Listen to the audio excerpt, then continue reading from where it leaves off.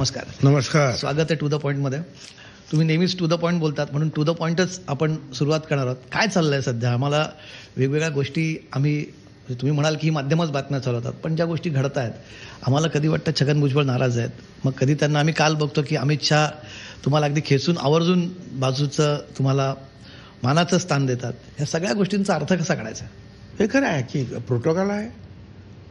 प्रमुख पाहुणे ते स्वतःच होते, अमित शहा साहेब.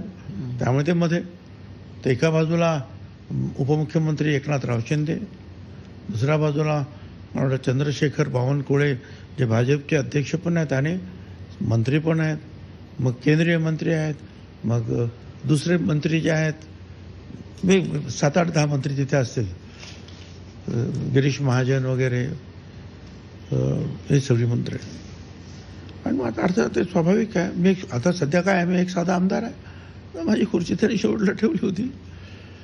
आणि ते वरती आल्यानंतर जे आहे त्यांनी मला बघितलं आणि मग त्यांनी बाजूची खुर्ची जी आहे ती रिकामी केली, सगळ्यांना जरा वेगळा व्यवस्था केली आणि मला सांगितलं त्यांना बोलवणार नाही इकडे. आणि मग मला बोलवलं तर मी जाऊन तिथे बसलो.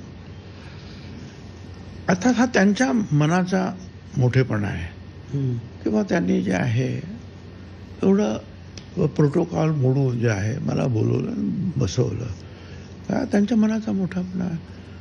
कधी कधी असं आहे ना की जिथं पिकतं तिथं विकत नाही, घर की मुर्गी दाल बराबर. पण इतरांना जे आहे थोडंसं त्यांना वाटतं की नाही, यांना योग्य स्थान दिलं गेलं पाहिजे. ते स्थान त्यांनी दिलं, मी आभारी आहे त्यांचं. तुम्ही थेटच म्हणतात